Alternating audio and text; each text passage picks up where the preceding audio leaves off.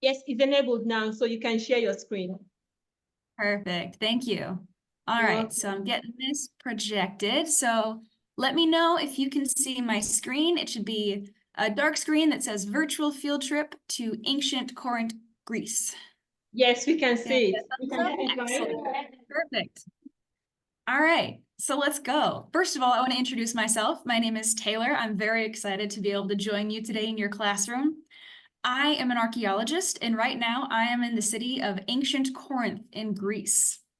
So we're going to talk a little bit about the archaeology of Corinth today, about life in Greece in the ancient world, and about some of the things that we have on site and in the museum today. So I'm really excited to have you guys to hang out with today. And as we go through, I've got some pictures on my slides I want to share with you, but I also have some questions so that we're going to have some back and forth. So if you're okay, you can either like raise your hands.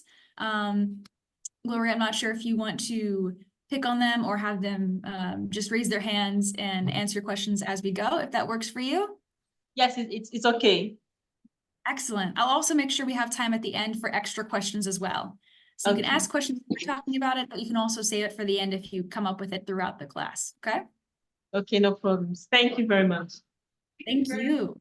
Okay. So to start off, I want to just sort of give you an idea of where exactly it is that I'm talking to you from. So I'm actually right in the center of the ancient city right now. So I walk out of my room, I walk down the hall and out the front door, and I can see a temple of Apollo. So I'm right in the middle of all of the archaeology. And we're in the middle of Greece, which is chock full of archaeology, which is evidence of past life. So if we look at the sort of world map here on the top left corner of our screen, we see Greece is highlighted in red. If we zoom in on that image, we see a general map of the Mediterranean. So we've got the boot of Italy, and right across the sea from there, we have Greece. Zoom in a little bit more, and we can find Greece proper. So we have the mainland up here, and then connected by a very narrow piece of land called the Isthmus, we have the Peloponnese. So you might have heard of Athens, Greece. It's currently the capital of the area. It was also very, very important as an ancient city. It was very prominent throughout the history of ancient Greece. And so was the city of Sparta. So we have Athens over here. And then all the way over here, down further south, we have Sparta. And you'll notice splitting the difference almost exactly halfway between those two very big, important cities in the ancient world, we have Corinth. And this is where I'm talking to you guys from today. We're going to talk about ancient Corinth because it was a very, very important city in the ancient world. And a lot of the reasons it was so important are things we'll talk about today in our class. But I also want to point out, while we have the map here, not only does Corinth have a really great spot geographically, so they can trade up north and south through the land routes here, but they can also go east and west through the waterways. So they have a really strong economy. They have a lot of trade because they have land and sea, and they control everything that comes in and out of this port right here, both land and sea direction. So they have a lot of power based on the location they are on the map. We don't need to get too into this. This is sort of a lot to put on one screen here, but this is an overview of what we have in terms of the timeline of people living here in ancient Corinth. So we have about 8,000 years of people living here. Do we have a question? I have a question. Okay, come forward.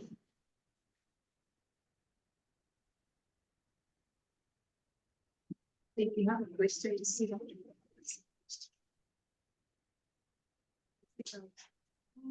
Good afternoon. My name is Michael. And my question is, good afternoon. My name is Michael. I have a question. My question is that I saw something like CE. I don't understand what that CE is in this. Good question, Michael. So CE, we have that, for example, right here in the red box with the Roman period. So when we talk about time, when we talk about history, we divide it into BC or BCE and AD or CE. Basically, these letters just mean before Common Era or after, before Common Era or Common Era. It's sort of an arbitrary way to divide time. because when we talk about the numbers of the years, you'll also notice, so we'll have imagine a 0 somewhere over here. So on a number line, if you think about math, the numbers, when you're starting on the left side of the number line in the negative numbers, they're bigger and bigger on the left side, and they get smaller as we come in. For example, the Bronze Age starts in 3250 BC. But then a couple thousand years after that, later on, it's 700. So the timeline here works like a number line. And the BC or the CE just indicate the left side or the right side of that timeline, the way it works like a number line with positives and negative numbers. Does that make sense? Yes. Very good question. Thank you. Thank you. Thank you. Absolutely. So we have a lot of time and a lot of people living in this area across those about 8,000 years of people living here. While they were here, they made a lot of things and they left a lot of things. So imagine anything you use in your daily life. That's stuff that you can find in archaeology. Was there another hand that I saw? Yes. You have a question, or can you wait to the end? Okay, she wants to wait till the end. Okay, that works. So Just right a now. lot of things are made in your daily life and you use things like cups or bowls when we eat. We use coins for money. We have buildings, structures. So the same thing was true for the ancient world. So they have cups, but instead of things made out of plastic or metal, they have a lot of things made out of ceramic or pottery. They have buildings, but instead of using a lot of wood structures, a lot of times for the bigger buildings, they used stone for temples and monuments like this. And we have these left over. So a lot of what archaeology is looking at the stuff that's left over from past civilizations. So historically speaking, we have divisions of different periods of time. And we have sometimes historical events that we can plot that help us understand how old something is. So we can tell, for example, that this Bronze Age pot is older or earlier than the Peloponnesian War, which is one of the famous wars of ancient Greece. This I wanted to show because this is what ancient Corinth looked like hundreds of years ago when the Romans were in charge. So get an idea, so let this sink into your brains for a minute. We've got a large sort of mountain hill in the background, a lot of buildings down here in the foreground, and it's all covered and surrounded by a very long defense wall over the entire perimeter of the city. This wall was meant to protect the people inside from anyone outside who might try to attack the city and steal their sources, their resources. This is what it looked like during the Roman times, and this is what it looks like today.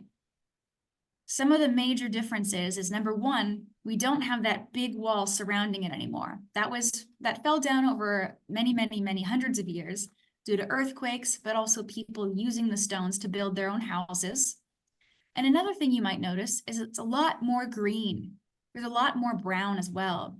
This is because now the village of ancient Corinth, besides having a large archaeological park and our excavations for study, it has a lot of land that's used for farming. So agriculture is very important to the people here now. That's the main occupation of the people that live in ancient Corinth today. So when we talk about ancient civilizations, one of the first things that we look for as archaeologists is the components of what people need to survive. And the most important thing perhaps for survival is fresh water. Why is fresh water so important for us as people for surviving? Any ideas?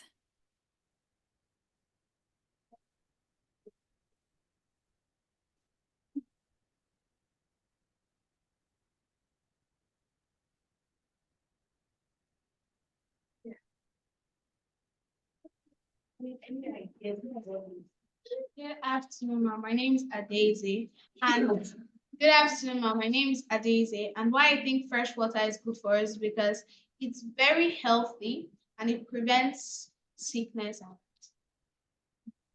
Excellent, perfect answer, thank you.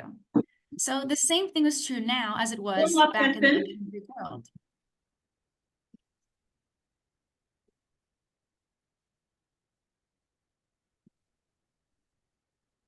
Good afternoon. My name is Claire. And why I think fresh water is good for the body, because in the intestine, it energizes the intestine, and without fresh water, we can't have, or we will have like kidney breakdown or lung breakdown. Now we can't breathe well without it, because we need fresh water in the body because it helps us to survive. If we drink dirty water, we can lead to sickness or death.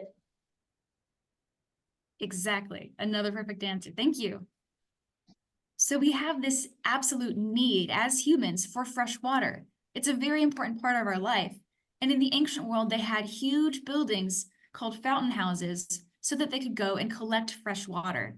So on the right here, we have a pot that's found in Greece, and it shows a picture of what this ancient structure used to look like. So we can see women with large jars, big ceramic jars, they'd take to fill with water, and they'd bring them back to their homes. And on the left side, we see the remains. So this is what is left over from the Roman era of the fountain house that we have called Pyrene Fountain. So to show you another picture of this, on the left is that same excavation area.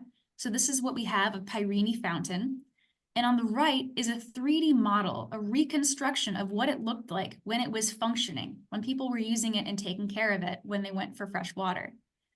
So some things you can see in the back are these arches. There were basically basins of water back there that you would put your giant hydria, your water basin, to collect water. But the Romans input a pool in the front of it with a working fountain in the center, so that instead of going back into those arches, they could just use this central pool for a little bit of an easier time to get their water. So water was really, really important to them.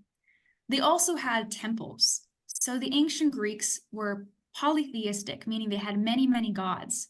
So at the site of ancient Corinth, there were many, many temples found. This was the biggest, most important, and best preserved one from what we've seen so far. This is the first thing that you see when you come to the site of ancient Corinth. You park in the parking lot over here, if this photo continued in the left-hand corner, and then you see this. There's 7 columns standing still, and they're about 22 meters tall. So we have 7 columns remaining, and we know that they're made of a local material. It's called a porous limestone. So the Corinthians were really very proud of their ability to take the stone around them that's in their local area and use that to build their big structures, their monuments, their temples, for example, like this. A lot of temples in Athens you might see are, like the Parthenon, built of marble. And that's largely because there are closer marble resources for places like Athens, or they have better ability to ship in different types of stone from faraway islands like Paros or Naxos. Here, the Corinthians used a local limestone and were able to engineer it so that instead of taking columns and building them 1 column drum at a time, so stacking pieces of stone like a tower, there's no lines horizontal on these temple columns, which means it's all one single piece of stone.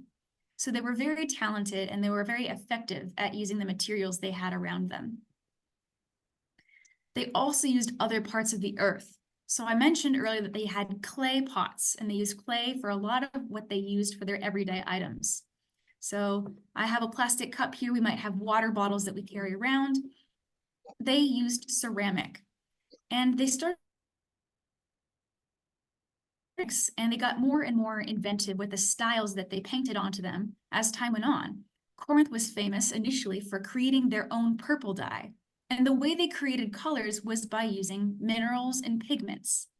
So they take stones, different minerals, and crush them into a fine powder, and then they would add a little bit of water or oil sometimes, and they would use that to basically create a paint. So it's the same way as we might use some sort of watercolor set. We have that pad of color, you add water, and you're able to paint with that. So they were making these pots, they were decorating them, and they were also shipping them all over the Mediterranean. A lot of times we might think about the ancient world and think they stayed in one spot. So these people in Corinth in Greece weren't just staying where they were born. They were traveling around, and a lot of the ways they did that was by boat, because they had those 2 ports, very important for trade across the seas. So they would ship their ceramics, like we have in the top corner, all over Greece, as far to Italy, to Spain. We have found Corinthian pots as far as Turkey. So we have a lot of trade going on, and they're very expensive trade items that are going around. So now we have a big trade clay vessel over here called an amphora, and there's something spilling out of it here. Does anybody want to guess what this object or these objects are? The princess comes. I think it's sweet. What? Wheat. Sweets. All right, that's a good guess. Okay, next person. Come on.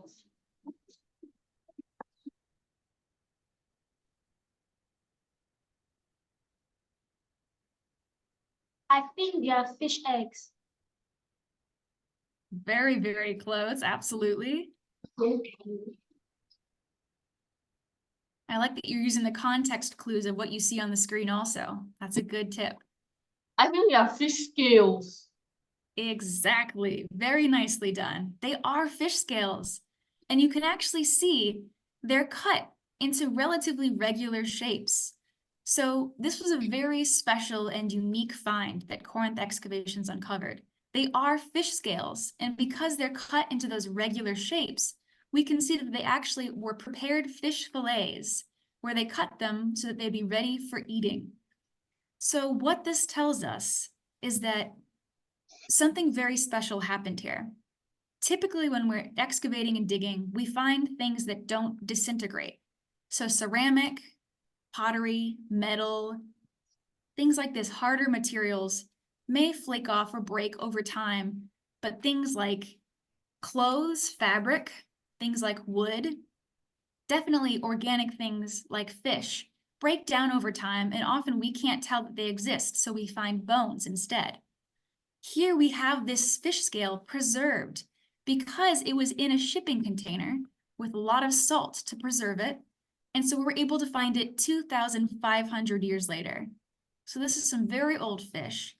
And it was so special, we got it tested by some scientists in a lab nearby. And they were able to tell us that this specific fish is a type of sea bream all the way from the Atlantic Ocean.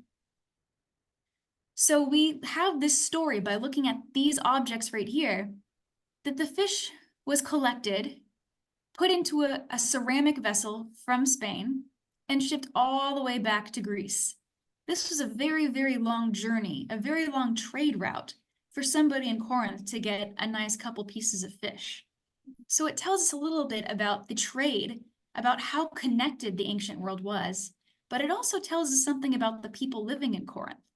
They were wealthy enough to buy this probably very expensive meal from a long way away, even though they had the ocean right off the coast. They could have walked for about 10 minutes and done their own fishing. But instead, they had about at least 10 days of trip from their fish coming from the other side of the Mediterranean to where they were. So I want to sort of backtrack a little bit and explain, what does it mean when I say I'm an archaeologist? So basically, an archaeologist is somebody who studies the past, and we do that by looking at the physical stuff that the ancient people leave behind. So a lot of what we've talked about already are examples of things we study. So from the last slide, we look at the ceramics or the fish, and we piece together those information pieces so that we get an idea of the story of the ancient world. So the way we looked at those fish scales, we saw that they were cut into shapes. They were meant for fillets. They were packed into a shipping container, and we were able to test them and found that they came from near Spain. So we were able to take an object, the fish, and create a story about it, learn about where it came from. It tells us something about the people that lived in the past. So pretty much anything that you could study about the modern world today, so history, geography, sports, music, architecture, you can also study about the people from the ancient past. So archaeology is a mix of a lot of different fields. And basically, an archaeologist is like a detective, finding little bits of information from objects and putting together a bigger story. And the way we do that, again, is looking at the stuff that we do see and combining the archaeology, those remains, with things that we can't see. So, for example, we have this historian, this Greek historian who lived during the time of the Romans, named Pausanias. This is a marble reconstruction of what he might have been like.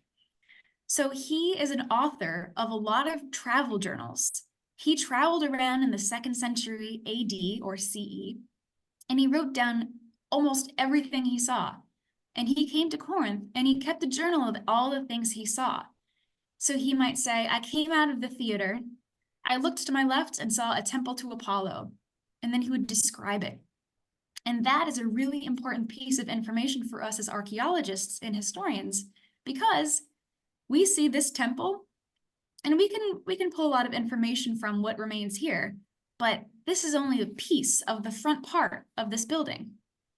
So we have the archaeology, but once we add in the story, the journal, the record of this Greek historian who saw it when it was complete, we're able to come up with a reconstruction with 3D reality of what it probably looked like when he saw it. So we take the physical remains, add in the written record of what people described it as when they saw it in person, and we combine to create a better modern understanding of what these would have looked like before they were destroyed. Because a lot of archaeology is very old, a lot of it is destroyed or missing pieces, and a lot of it is in fact underground because of years of earthquakes, natural disasters, and gradual buildup over hundreds of years of soil, stones, and any other debris. A lot of times we dig. So we excavate, and we have to go down very carefully, and we use very many tools to do this. So we use buckets and shovels and pickaxes and brooms to make sure we are able to excavate down, but also clean up our area, because you want to be able to be slowly but methodically working and keep your area clean so you can see what you're doing, so you don't miss a small artifact. Sometimes we find big statues, but a lot of times we find really, really small things like glass beads. So you want to be careful as you go through the process.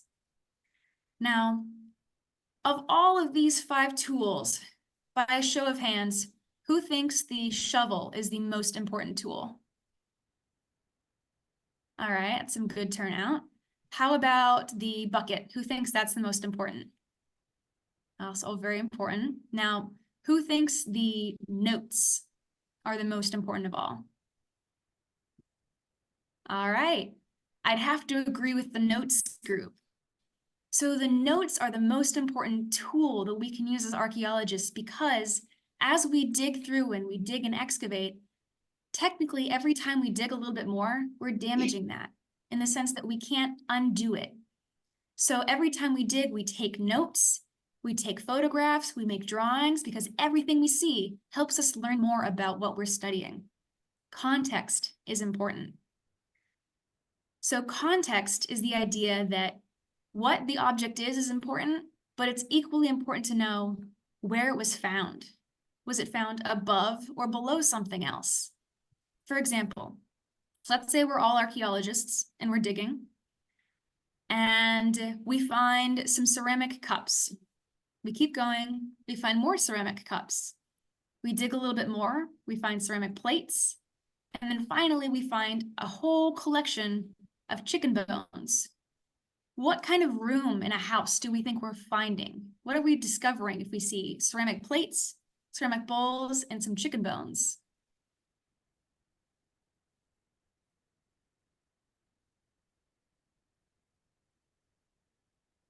Please, can you repeat the question? Yes, of course. So if we're digging a room in a house, we know that we have a room because we have walls.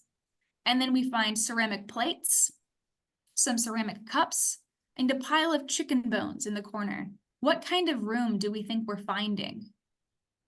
Who is that? Okay, you know the answer. Come on, come on. Great. I think we're finding a kitchen. Perfect, exactly. Because in a kitchen, you'd find plates, you'd find bowls, and you'd probably find some residue of cooking, right? Preparing food. Excellent. And that right there is an exact example of context. So you guys are already archaeologists. It's taking information about objects and building on that. So by looking at context, we can learn about individuals. And what I mean by that is, here is a grave. There are no material, there's only grave goods. So that's ceramics and other small metal objects. So this shows you some of our excavators They find a cut in the rock and they're digging through it with the pickaxe. There's a clump in the back here that have some ceramics in it, and I zoom in here so you can see a little bit better. A lot of times when we find ceramics, it's broken up. But one thing that we didn't see in any of these photos until we finished cleaning the area was this small object. It's very small, about 5 centimeters. It's gold, made out of thin wire. Any guesses about what it might be?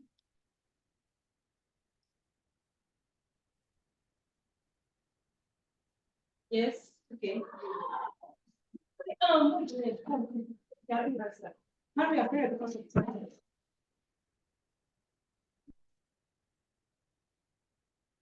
A battery. Talking Sorry? about the I think it's a rope. It's a very good guess because it's got that coil.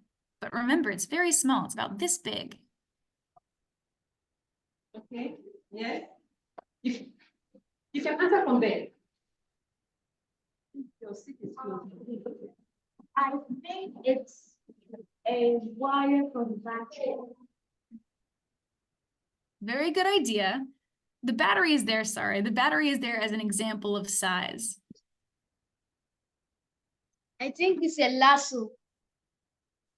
Another good idea. It is very small and it's made of metal. So it's twisted metal together.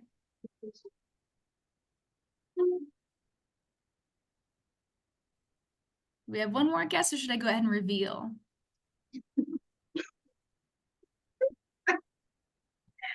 About this small. A good idea. That's a very good idea. We're getting to the right size. Okay, So hurry up, take your time. I think it is a rope from the, I think it's an electrical wire from the inside of the battery. that is a good guess based on the photos that I have up here. So this is actually a piece of gold decoration that people might wear in their hair to pull their hair back out of their face. So this would be a little accessory for hair made of gold. Now that we know that it's a hair piece, I have a couple questions for you. We can learn about the person who used to own this little piece by thinking about what they would have been like to own this. So my first question to you is, do you think this belonged to a male or a female? Okay, yes. Just say it. I think it belongs to a female. Excellent, right? That's a very good idea. I think so too. My second question is, if this person's a female, do we think she might have long hair or short hair? You think she has long hair or short hair? Yes, Samuel? I think she has long hair. Exactly. So we get to these conclusions by thinking, all right, well, if it's a pin for hair to keep it out of the way, it's probably going to be someone with long hair. And in the ancient world, especially in ancient Greece here, typically women had longer hair. So by looking at this object, we can guess with a fair amount of confidence that this probably belonged to a woman and she probably had longer hair. My last question is, do we think she came from a family with money or with no money? Does she, you think the person is from which one? All right, okay, say it now. Rich family. Excellent, because it's made of gold. Gold has always been a precious metal, so it's a very important piece. Even if there's not 100 of them, the fact that there's one gold piece still means that this person probably came from a place of money, rich rather than poor. Excellent. So again, you guys are archaeologists already by looking at objects. And here, you looked at one object and gave me 3 pretty cool conclusions about what this person was probably like when they were alive hundreds of years ago. Nice work. So this is the museum where I work. This is the Ancient Museum of Corinth. Right outside, you have the Temple of Apollo we mentioned earlier. Inside is where we restore all of the pottery that we can. We have a group of really fantastic conservators. This here, his name is Stephanos, And his job is to conserve or keep safe all of the materials that we dig up. Since about 120 years ago, when our excavation started, we have about 250,000 objects in our collection. And we are responsible for cleaning them, for keeping them protected and collected. So here we see he's putting back pieces of broken pottery to recreate an object to its original state. And a lot of different materials are often found here. So we find ceramic, we've seen a lot of that in the slides. There's also metal, like we have up here, bone, and stone. We have big objects like statues here, but we also have very, very small objects like a glass bead down here. And once everything is cleaned and protected and restored, it gets stored. We have a lot of objects and it doesn't all fit in the museum to show everybody. So we have museum storage where we keep all of the ceramics, all of the different small finds in these drawers. Again, we have stone, we have statues. A lot of times they're found very broken. We have metal objects like coins, and we have other metal materials like strigils, which were used by athletes to scrape the sweat off after they worked out. We have fishing hooks down here, and various thimbles and nuts and bolts for sewing down here. So there's a lot of stuff to talk about. You guys are really great with your answers and your participation. So does anybody have any questions? Sorry, question. Okay. Just a question because I find it so okay. I think we come out. One more person. Okay, all right. Well, my question is, in Greece, do they have natural disasters? Yes. So they've had many, many earthquakes throughout the length of the ancient city. So it's a really good question, and earthquakes are very common here. Okay, thank you. All right, next, quickly, hurry up. I have a question about the pots. You said that for the pots, you usually decorate it by painting and other things. So what if you just make a pot? Must you decorate it or not? Yep, you can decorate it, you can choose not to. There's a lot of variation. Some are very plain, some are very elaborately decorated. Thank you. You're welcome. Our last question before the time runs out. Another question is, what were the main uses of the temples in Corinth? Okay, the main uses of the temples